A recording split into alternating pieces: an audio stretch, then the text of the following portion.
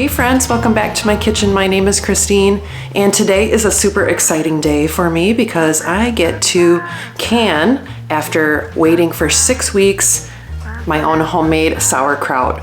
So I just thought I'd show you the method that I'm going to be using, which is going to be a hot pack method. So I just thought I'd bring you with on all the different steps, so come on with. Okay, so first things first, I need to get my weights out of the sauerkraut. And also, something super exciting happened. If you saw my little short video, I had a SCOBY develop, which is so SCOBY, it's S-C-O-B-Y, which stands for, it's a symbiotic culture of bacterial and yeast. So that means that my sauerkraut is super healthy. So I'm super excited that that actually formed.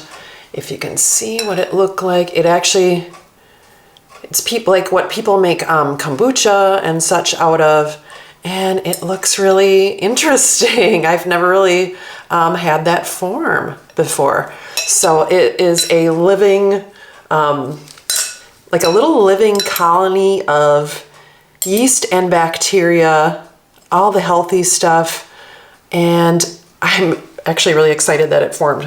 So I'm going to kind of dig in here too as I empty this. I'm going to do the hot pack method because the sauerkraut tends to be a little more like malleable as you like pound it down into the jars.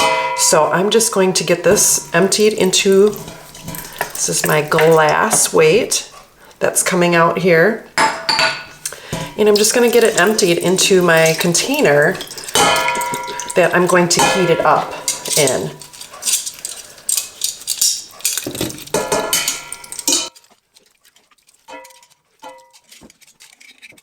So this has been fermenting roughly 6 weeks.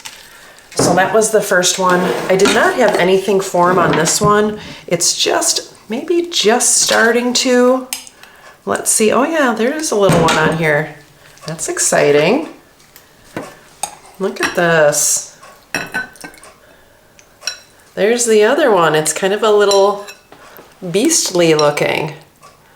So both of them seem to be really healthy, that those formed on the top.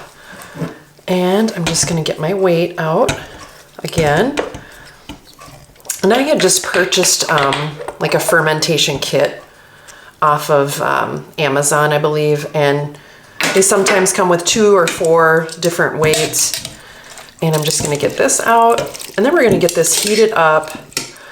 This is roughly 4 heads of cabbage that I had gotten at our last farmer's market. So yeah, it's been October, let's see, what was my dates? October 15th was the dates that I did the cabbage and made the brine, etc.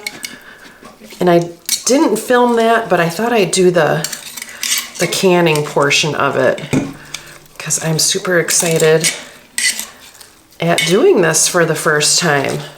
So yeah, so you can just pretty much eat it like this, but now canning it, some people say, well, why did you go through all the hassle of fermenting it if you're not going to utilize fermenting it has so many different health benefits, healthy bacteria, etc.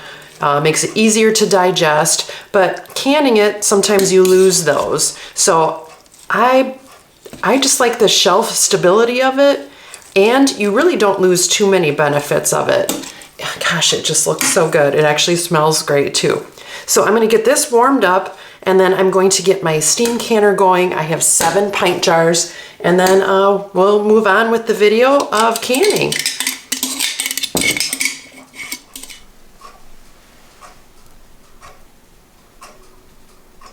So here we go. We're just getting that onto low to medium heat, and I'm just going to kind of be turning it as we go to get it heated through. So right next door here, this is my steam canner, and I have 7 pint jars in there, heating up and sterilizing, and I'm not sure how much I'm going to fit, so I just thought I'd do the maximum that fits into my steam canner. And we're gonna get this heated through, so we'll come back after this is all ready to go. Everything is heated up here. I just took these out of the steam canner. I've got my pickle puncher here. We've got everything ready that we need for canning. So I'm just taking the lid off. I just heated it thoroughly, and I'm just going to stuff these as much as I can, trying to get an even amount in here.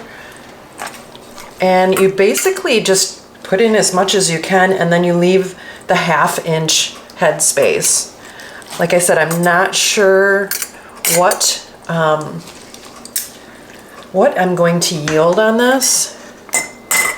And then you'll notice that left inside of the pot is all the juice. So we'll be adding that pretty much right at the end. This is kind of a messy project, so I am using a baking sheet, etc., and trying to eliminate some of the mess here. So I'm gonna get these packed up, and then I'll bring you back as I kind of punch them down. And I'm not going to be putting a ton of pressure on them, but right here you can kind of see there's lots of air bubbles. So I'm gonna get these packed up and I'll bring you back at the end.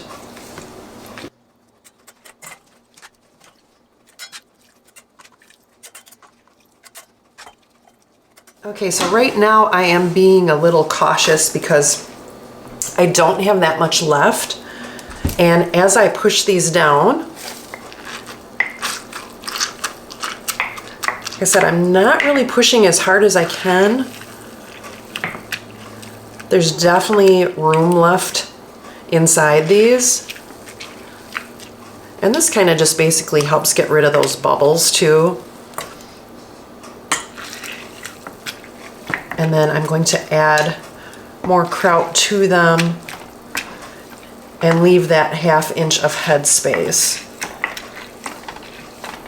So it looks like they definitely can use some.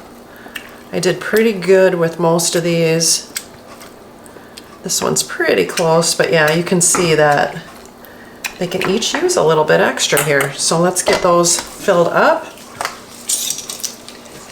with what's left, and then you'll see all of the juice, which is the brine I made. I pretty much do a 1-to-1 ratio on them, meaning 1 cup of 5% vinegar, acidic vinegar, to 1 cup of water. And I actually used a little bit of actual apple cider vinegar. I tend to like the health benefits of that. So it was more of a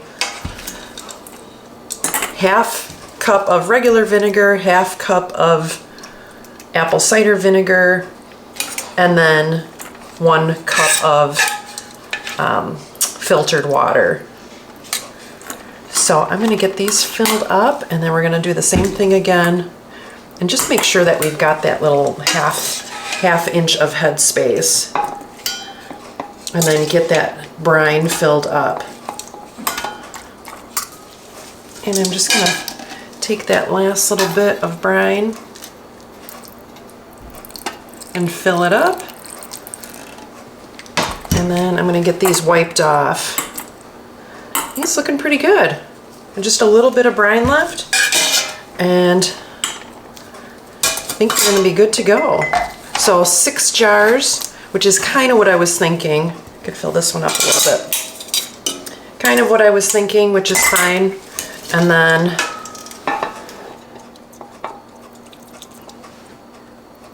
we're gonna get them wiped off. I've been waiting to do this for weeks, so I'm super excited how they're turning out. All right, so let me get these wiped off, and then we'll get them in the steam canner.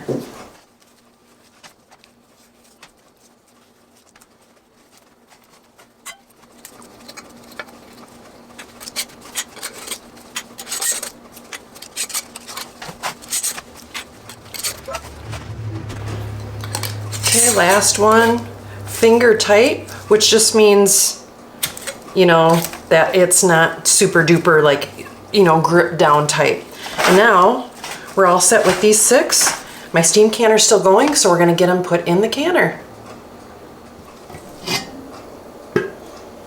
You always open it away from your face.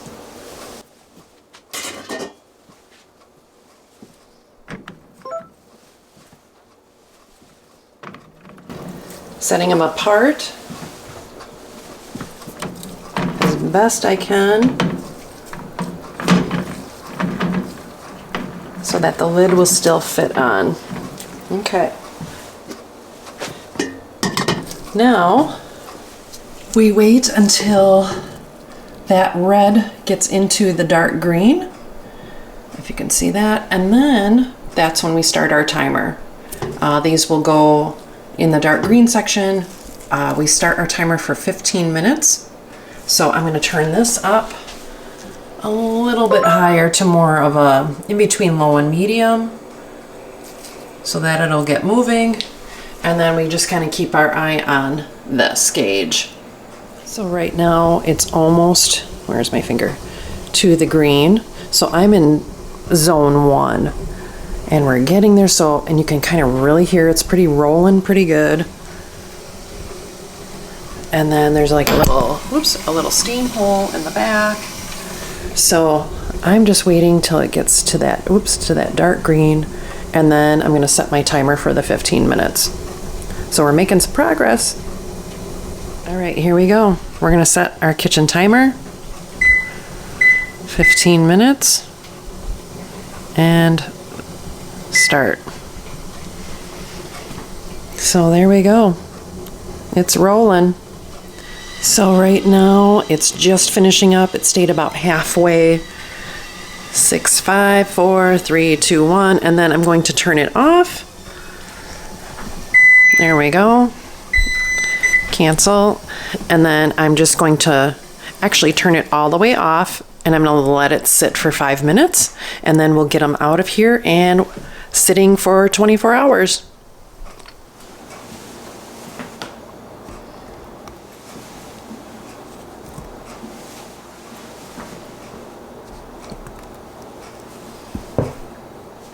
So there we go, my first batch of homemade fermented sauerkraut.